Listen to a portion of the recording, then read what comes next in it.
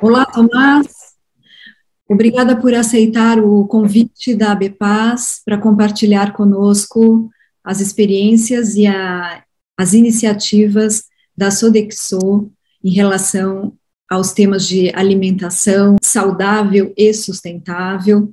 E essa nossa conversa, ela tem o objetivo de inspirar os participantes do PES, que é o Programa Empresa Saudável, e não só as já participantes, como também tentar nos inspirar outras empresas a se unirem a essa iniciativa tão importante da ABRH, da qual a ABPAS é parceira, junto com várias outras instituições importantes e empenhadas neste objetivo. Então, eu queria que você, por favor, se apresentasse e contasse um pouco para a gente qual é a visão da Sodexo em relação à sustentabilidade na sua estratégia e gestão de negócios.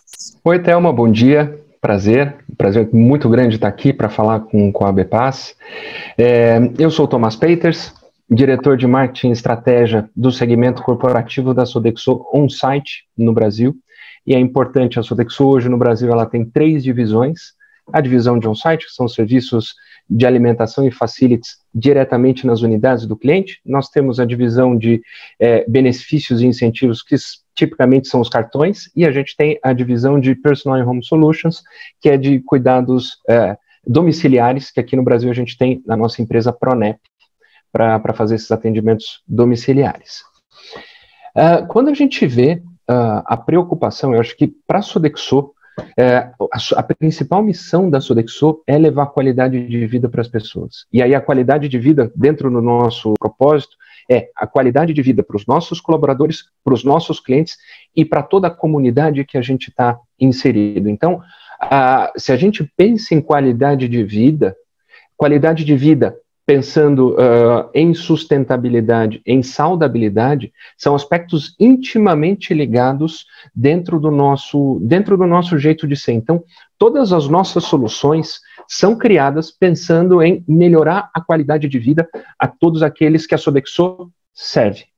E aí, diante disso, o que a gente tem percebido, respondendo à sua pergunta da importância e como a Sodexo tem se estruturado, a gente tem visto que, principalmente, assuntos de sustentabilidade têm ganhado uma atração muito grande, principalmente do ponto de vista dos clientes, por conta dos aspectos de ESG que estão fazem cada vez mais parte da estratégia dessas empresas. Então, a Sodexo, ela tinha já dentro do seu DNA, o desenvolvimento de iniciativas sustentáveis, mas que agora a gente conseguiu ter cada vez mais uma aderência, porque do lado dos nossos clientes existe essa demanda cada vez maior por essas iniciativas. E do ponto de vista da saudabilidade, a gente também tem visto um aumento, principalmente na preocupação dos consumidores com a saudabilidade, em especial por conta dos últimos anos em pandemia. A gente percebe que essa questão o aumento da consciência das pessoas com relação à saudabilidade. E quando a gente analisa, o alimento, ele pode ser uma fonte de saudabilidade para esses nossos consumidores. Então a gente percebe que é um momento que aspectos de sustentabilidade e aspectos de saudabilidade estão ganhando cada vez mais importância e estão sendo discutidos cada vez mais pelos nossos clientes. Excelente, Tomás. Isso confirma o que nós temos visto também aqui pela ótima aceitação do PES, as empresas realmente querendo fazer parte desse movimento, não só por essas questões como você mencionou, né, da estratégia empresarial, mas realmente as pessoas estão, os colaboradores, demandando e interessados, né, numa vida mais equilibrada e mais saudável. E pensando numa forma prática, quais são, assim, as iniciativas da Sodexo no que diz respeito à saudabilidade das refeições? A Sodexo, ela tem uma série de iniciativas pensando não só na saudabilidade, mas também na sustentabilidade de toda a nossa cadeia. Então, especificamente de saudabilidade, a gente começa, e aqui dentro da saudabilidade, a gente precisa fazer um comentário bastante importante, que são diferentes perfis de consumidores.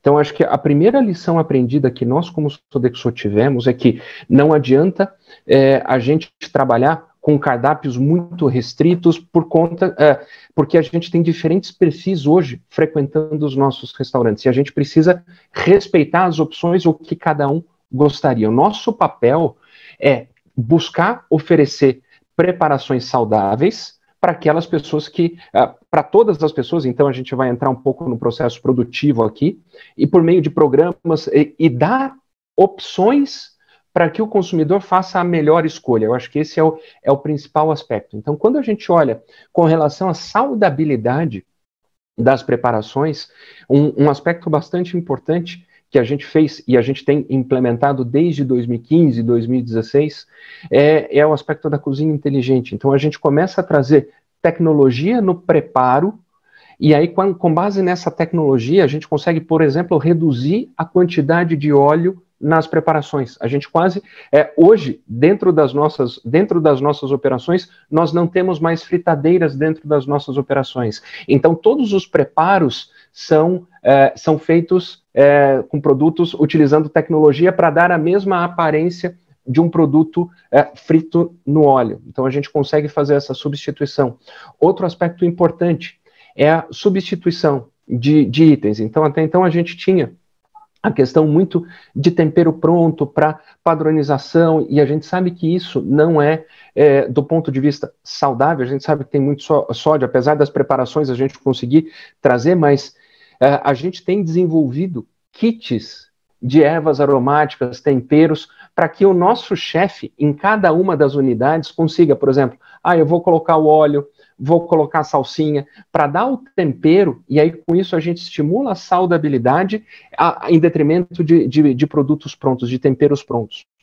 Outro aspecto importante aí, quando a gente está falando do ponto de vista não só de preparo, mas de conscientização e entrega deste produto, nós temos, falando das ervas aromáticas, nós temos as hortas nos nossos clientes. Então a gente estimula, a gente faz o convite para os nossos clientes, e aí, por conta de toda a experiência que nós temos também em facilities, nos serviços de facilities, jardinagem, manutenção de áreas verdes, a gente consegue criar hortas, seja para a produção de legumes, ervas aromáticas, e aí a gente estimula, e a gente fala, olha, o tempero hoje da sua carne, desta preparação, veio diretamente da horta. E aí, normalmente, as hortas ficam em áreas próximas ao restaurante, a gente estimula. Para aqueles clientes, a gente pode estimular os consumidores a pegarem o manjericão, por exemplo, para fazer o tempero do molho de tomate. Então, a gente consegue aumentar o nível de conscientização com atitudes simples, para que realmente aumente a participação e a adesão dos consumidores a hábitos mais saudáveis. Uhum, ótimo.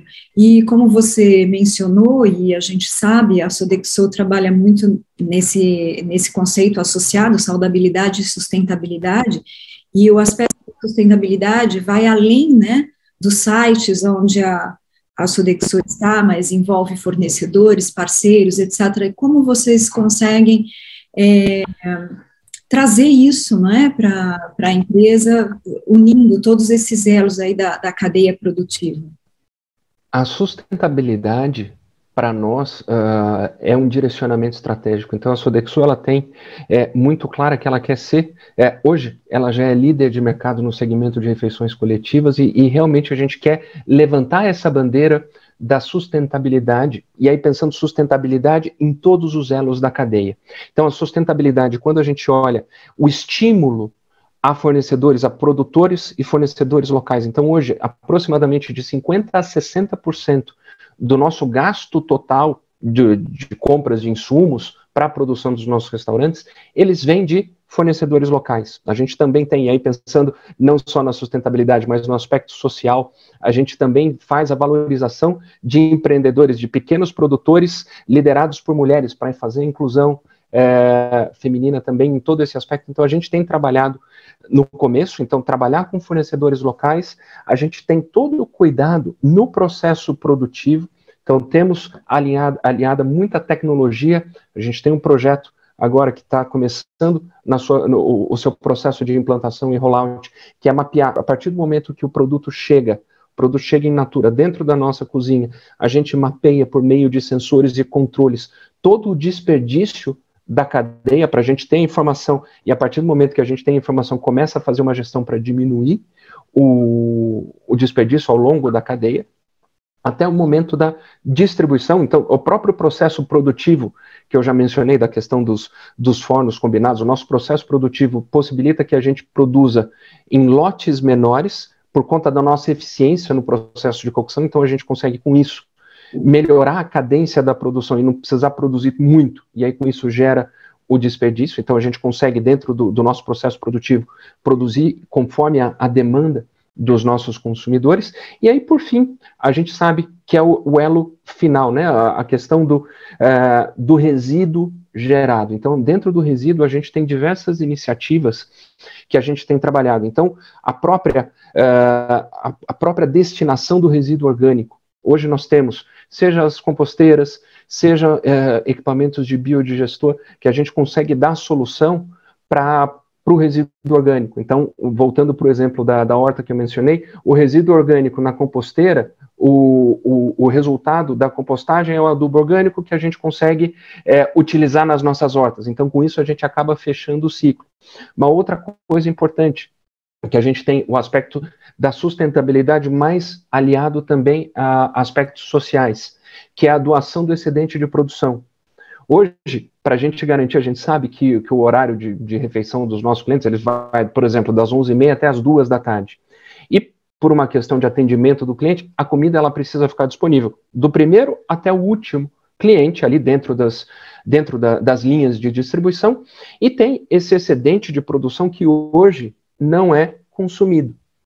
Que até então, esse excedente a gente descartava, e hoje a gente tem um projeto muito bem estruturado, em parceria, que foi acelerado pelo Pacto Global da ONU, de doação do excedente de produção. Então, uma legislação recente foi alterada, então possibilita e flexibiliza a questão da doação do excedente de produção, e a gente já tem implementado em alguns clientes essa doação para ONGs que necessitam desse alimento. Então, com isso, a gente começa a pensar em todo o ciclo e fecha todo o ciclo da sustentabilidade. Importante também, pensando no ciclo, mas pensando nos cardápios, pensando em aspectos sustentáveis de cardápio. Nós temos cada vez mais a inclusão de receitas plant-based.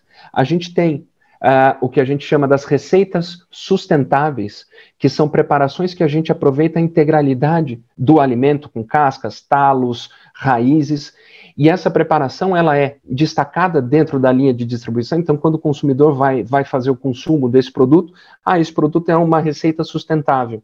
E isso é uma forma, principalmente os nossos consumidores, eles são, na sua grande maioria, de perfil operacional. Então, a gente disponibiliza, por exemplo, a receita do brigadeiro da casca de banana. Então, com isso, é uma forma também dele levar para casa e gerar algum tipo de economia doméstica para ele.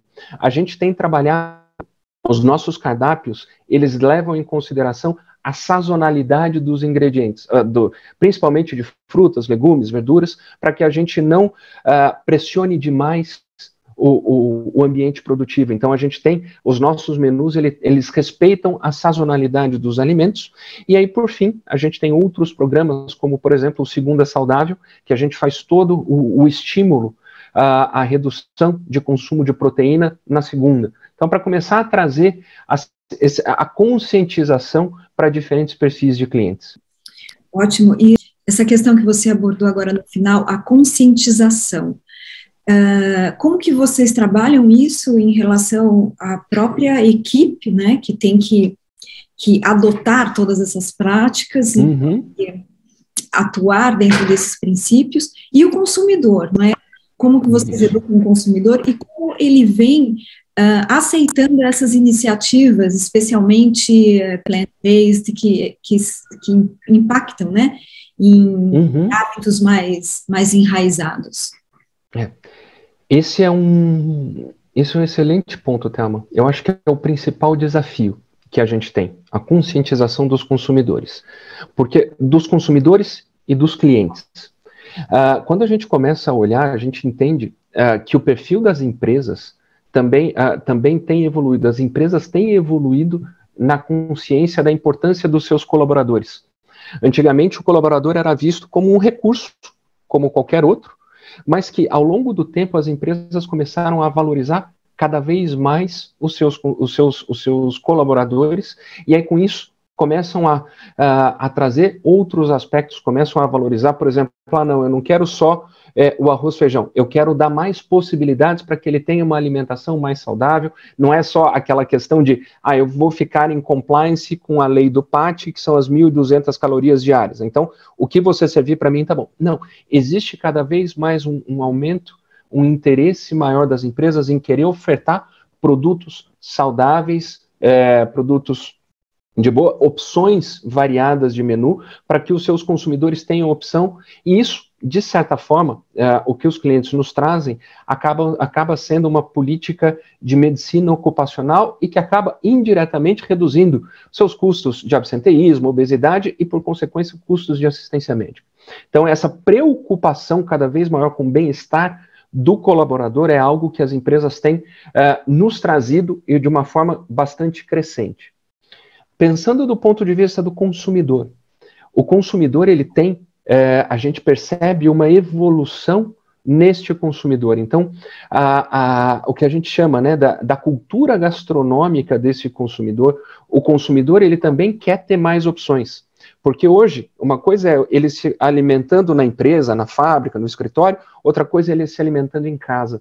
Hoje, quando ele se alimenta em casa por meio dos aplicativos, por meio de restaurantes, ele tem culinárias disponíveis de todo o mundo, diversas possibilidades de preparações, seja comida australiana, italiana, japonesa, vegana, plant-based, ele tem essa variedade e ele tem essa expectativa, de certa forma, que ele consiga ter essa mesma variedade dentro do ambiente de trabalho. Então, o consumidor, a evolução nessa cultura gastronômica, nesse repertório gastronômico do consumidor, ela é presente e a gente, como fornecedor, a gente precisa se adaptar para atender essas necessidades. E aí, quando você traz qual é o impacto, quais são os desafios, a questão de conscientização é um desafio? Sim. Continua sendo um desafio, mas a gente, como fornecedor, a gente precisa dar possibilidades. Aquela pessoa que, dentro do nosso linguajar, é mais tradicionalista, que eu quero só me alimentar, eu quero o que a gente brinca, né, a sustância, eu quero comer bastante, eu quero fritura, Ok, a gente precisa, não adianta a gente ir contra ou tirar e restringir o acesso a esse tipo de alimento, porque ele não vai querer, a gente vai causar insatisfação. O segredo é a gente dar a flexibilidade e possibilitar opções, é fazer o convite. Falar assim, olha, quando você quiser, a solução está aqui. Então, a gente tem o módulo do Estar Bem, que são módulos já de preparações para aquelas pessoas que têm um nível de consciência maior, que querem buscar a saudabilidade, a sustentabilidade. Então, a gente consegue levar esse tipo de preparação com opções de salada, opções de preparos de cocção. Então, a gente consegue trazer tudo isso. E a palavra-chave aqui para conseguir aumentar a conscientização é começar disponibilizar isso e ser persistente. É falar assim, estou aqui para quando você quiser, você vem. Uhum. E aí isso atrelado, o que corrobora muito quando a gente avalia, a gente tem o nosso programa Mais Saúde, que é um programa de avaliação clínico-nutricional, que a gente disponibiliza nutricionistas para ajudar os nossos consumidores nas melhores escolhas. E muitos desses consumidores, eles têm o gatilho da mudança quando eles percebem que fizeram um exame de sangue, o colesterol está alto, ou começa a ser hipertensão, ou que passaram por cirurgias de redução bariátrica. Então, neste momento, a gente tenta dar disponibilidade para o cliente para que ele proativamente adote novos hábitos, mas a gente entende também que existem gatilhos mais fortes que vão buscar que o consumidor ele tenha esse gatilho e opte por um novo estilo de vida, por um novo hábito alimentar. Então, isso a gente consegue mapear claramente dentro das nossas operações. Sem dúvida, é uma construção, né? A mudança de hábito é uma construção, E nós temos comentado, assim, como muito importante ter essa disponibilidade, né? São o alimento saudável, estar disponível, estar visível, estar sendo estimulado para que o ambiente favoreça essa gradual transformação, né? Para a gente fechar a conversa, eu te perguntaria, essa primeira conversa, né?